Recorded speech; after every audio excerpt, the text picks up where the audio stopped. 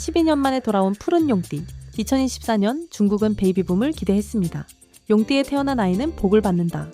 이 인식이 14억 중국인들 사이에 거의 상식처럼 퍼져 있었거든요. 결과요, 역대 최악이었어요. 쉽게 말해 1년 만에 부산광역시 인구가 통째로 사라진 거랑 똑같은 건데요. 도대체 무슨 일이 벌어지고 있는 걸까요? 자, 여기서 이런 생각 드실 수 있어요. 그래도 우리보다는 낫지 않아? 한국 합계 출산율은 0.75명. 숫자만 보면 우리가 세계 최저가 맞습니다. 그런데 중국의 추락 속도를 한번 보시면 얘기가 달라집니다. 2016년에 1786만 명이었거든요. 근데 2025년엔 792만 명이에요. 10년도 안 돼서 무려 56%가 감소한 건데요. 출생아가 반토막 넘게 줄어버린 거예요. 국가의 기초 체력을 구성하는 인구가 계속 감소하고 있다는 거기 때문에 경제, 사회, 일종의 안보 시스템까지도 영향을 끼치는 중대한 문제로 중국도 인식을 하고 있는 것 같습니다. 뒤늦게 중국 정부가 2016년에 2자녀, 2021년엔 3자녀까지 허용했는데요. 소용없었습니다. 한국도 심각하지만 중국의 추락 속도는 더 빠르고요. 이 속도로 가면 중국이 한국을 따라잡는 건 시간 문제라는 것이죠. 중국의 이 비극은요, 46년 전에 시작됐습니다. 1979년 중국 정부가 역사상 가장 강력한 인구 통제를 시작하는데요. 하나만 낳아라. 그 유명한 한 자녀 정책이에요. 그렇다면 두 번째 아이를 낳으면 어떻게 됐을까요? 월급의 몇 배에 달하는 벌금에 호적 등록까지 거부당했습니다. 그야말로 국가가 출산을 틀어막아 버린 거죠. 79년부터 이어진 소위 그 한자녀 갖기 운동의 여파가 굉장히 심한 거죠. 초창기에는 한 자녀를 더 낳아서 뭐 2명이 됐다 그러면 호적에 올리지를 않는 거예요. 어둠의 자식들이죠. 한자로는 흑아 이렇게 표현을 하는데 흑아들이 굉장히 많이 늘어난 겁니다. 그런데 진짜 문제는요, 단순히 애를 안 낳는다가 아니에요. 중국에는 이 상황을 표현하는 4글자가 있는데요. 바로 미부선노입니다.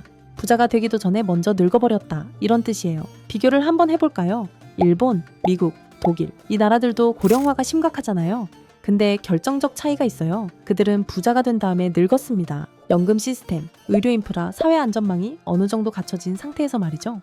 그런데 중국은요, 1인당 GDP가 13,000달러 수준인데요. 선진국 문턱도 못 넘은 거예요. 국가도 준비가 안 됐고 개인도 준비가 안 된 거죠. 사회적 안전망이 갖춰지기도 전에 사람들이 너무 빨리 고령화로 갔고 그 고령화를 국가가 케어할 수 없는 가운데 민간에 떠넘기는 것처럼 형태가 돼버린 거죠. 여기서 잠깐 더 충격적인 게 있는데요. 중국 사회과학원 전망에 따르면 2035년이면 연금 곡간이 바닥난다고 해요. 쉽게 말해 지금 30대 중국인들은 연금을 못 받을 수도 있다는 얘기거든요. 여기에 한 자녀 정책의 또 다른 유산이 있는데요. 바로 성비 불균형이에요. 남아 선호 때문에 지금 중국엔 짝을 찾지 못하는 남성이 3천만 명이 넘습니다. 세계의 공장이라 불리던 중국, 이제 세계의 양로원으로 변해가고 있는 건데요. 중국 청년들은 어떤 심정일까요? 2021년 중국 인터넷에서 한 단어가 폭발적으로 퍼지는데요. 바로 탕핑이에요. 글자 그대로 들어눕는다는 뜻인데요. 결혼 안 하겠다, 집 안 사겠다, 아이 안 낳겠다, 그냥 눕겠다, 이런 말이에요. 최근에는 이거보다 더 심한 말이 나왔습니다. 바이란이라는 말이 나왔는데 이 바이란이라는 건 뭐냐 하면 썩으면 썩는 대로 상하면 상하는 대로 그냥 받아들이고 놔두자는 거예요. 그러니까 전혀 진취성이 없는 거죠. 생각해보면 이해가 됩니다. 청년 실업률이 한때 21%를 넘기기도 했고요. 집값은 감당 불가에 결혼 비용은 수억 원이 들기 때문이죠. 그래서일까요? 중국 청년들 사이에서 이런 말이 유행하고 있어요. 우리가 마지막 세대야. 자녀를 낳지 않겠다는 일종의 소극적 저항 선언인 거죠. 정리해볼게요. 46년 전 낳지 마라고 강요했던 중국, 이제 그 대가를 치르고 있는데요. 3천만 명의 남성은 결혼조차 못하고 있고요. 부자가 되기도 전에 늙어버렸고 청년들은 그냥 썩겠다고 선언했습니다. 과거엔 국가가 막았고 지금은 청년들이 스스로 멈추고 있어요.